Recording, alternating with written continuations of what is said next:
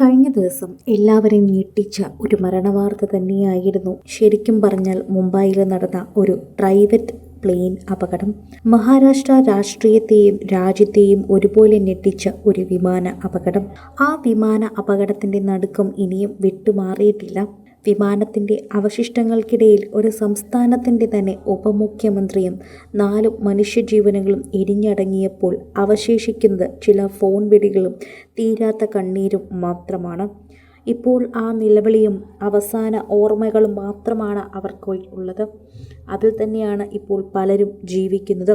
ഇതിലേറ്റവും നൊമ്പരമുണർത്തുന്നത് flight attendant Pinky മാലിയും അച്ഛനും തമ്മിൽ നടന്ന അവസാന സംഭാഷണമാണ്. മുംബൈയിൽ നിന്നും അജിത് പവാറിനെയും വഹിച്ച് വിമാനം പറന്നുയർന്നതിന് നിമിഷങ്ങൾക്ക് മുൻപ് പിങ്കി തൻ്റെ അച്ഛൻ ശിവകുമാർ മാലിയെ വിളിച്ചു. ആവേശത്തോടെയായിരുന്നു ആ ഫോൺ കോൾ. പപ്പ, ഞാൻ അജിത് പവാറിനൊപ്പം ബാരാമതിയിലേക്ക് പോവുകയാണ്.